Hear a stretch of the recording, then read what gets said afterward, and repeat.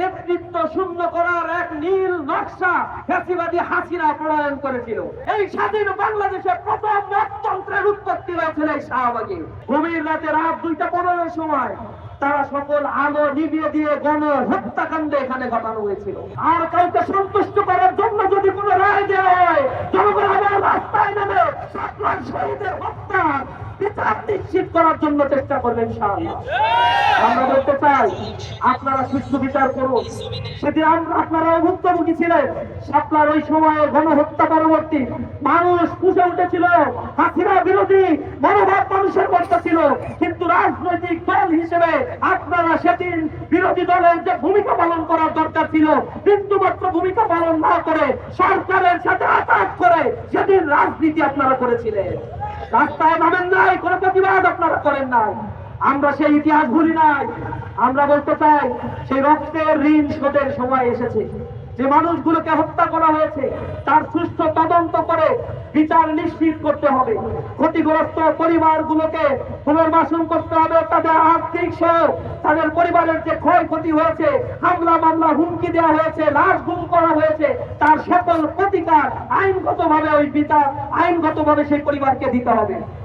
সর্বোপরি আমরা বলতে চাই, আমাদের এই বাংলাদেশে ইসলাম নিয়ে, ধর্মীয় অনুভূতি নিয়ে কেউ যাতে আর তাল বাহানা করতে না পারে, আঘাত করতে না পারে, এজন্য অনতি বিলম্বে ব্লাসফেমি আইন বাস্তবায়নের জন্য সরকারকে অনুরোধ জানাই। ফাঁসি দিয়ে হত্যা করার মধ্য দিয়ে বাংলাদেশকে নেতৃত্ব শূন্য করার এক নীল নকশা ফ্যাসিবাদী হাসিনা প্রণয়ন করেছিল। এই হত্যাকাণ্ডের ক্ষেত্রে আমরা তৎকালীন সময়ের মানবাধিকার কমিশন, সুশীল ব্যক্তিবর্গ, অনেক মিডিয়াদেরকে আমরা দেখেছি নীরব ভূমিকা পালন করেছিল। সেদিন শাহবাগে যে বাম ব্লক তারা অন্যায় দাবি নিয়ে সেখানে জড়ো হয়েছিল, সরকারের মদদে খিচুড়ি হালুয়া পাঠিয়ে তাদেরকে নিরাপত্তা প্রদান করা হয়েছিল, তাদেরকে বিচারক হিসেবে নিয়োগ দেওয়া হয়েছিল। নিজামুল হক অথবা ওবায়দুল হাসান অথবা যাদের চেয়ারম্যান করা হয়েছিল, তারা সবাই ছিল আওয়ামী দোসর, আওয়ামী লীগের নির্বাচিত একজন বিচারক, যারা সাধারণ, তারা ঢাকা বিশ্ববিদ্যালয়ে পড়াকালীন সময়ে ছাত্রলীগের রাজনীতির সাথে জড়িত ছিল। তাদেরকে বাছাই করে বাংলাদেশের আইন অঙ্গনকে, বিচারালয়কে কলুষিত করে এই তথাকথিত ট্রাইব্যুনাল গঠন করে বিচারের নাটক মঞ্চস্থ করা হয়েছিল। আব্দুল কাদের মোল্লা ভাইকে তারা রায় দিয়েছিল যাবজ্জীবন, কারণ কোন প্রমাণ খুঁজে পায় না। প্রচলিত যে আইন, সেই আইনের ব্যারিকেডে পড়ে না। তারা যখন এই বিচার করে সন্তুষ্ট হয় নাই, জনগণের রোষানলে করেছিল, তখন বামদের তারা শাহবাগে তারা এক মত ক্রিয়েট করেছিল। এই স্বাধীন বাংলাদেশে প্রথম মততন্ত্রের উৎপত্তি হয়েছিল এই শাহবাগে। ফুলে ফেপে বড় করে সেই ছোট্ট আন্দোলনকে দেখানো হয়েছিল।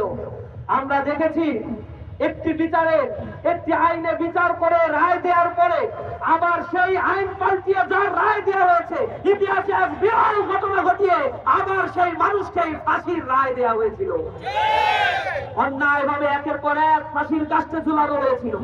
তখন শাহবাগে বসে বাম নাস্তিক স্লোগানরা তারা একে একে ইসলাম বিদ্বেষী কন্টেন্ট ক্রিয়েট করা, মাদকের অভয়ারণ্য তৈরি করা, নারী পুরুষ ফ্রি মিক্সিং করার মধ্য দিয়ে বাংলাদেশের সাংস্কৃতিক ব্যবস্থাকে, সমাজ কাঠামোকে তারা কলুষিত করে তুলেছিল।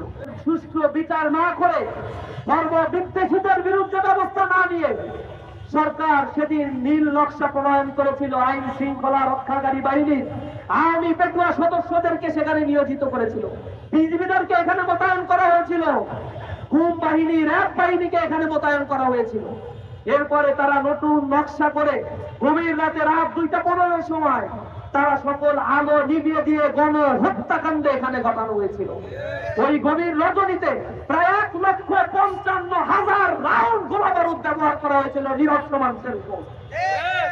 আঞ্জুমান মফিদুল ইসলামের রিপোর্ট মতে তারা বলছে 229 জন 42 লাশ তারা সেদিন দাফন করেছিল। সরকার বলেছে সার্চলাইট দিয়েও নাকি মৃত্যুর সংখ্যা খুঁজে পাওয়া যাচ্ছে না। দুইটা মানবাধিকার তাদের মদত করছে, কিন্তু মানবাধিকার কমিশন বলছে 11 জনের লাশ পাওয়া গেছে। দেশে দেশে সবার সাথে দ্য নিউজ।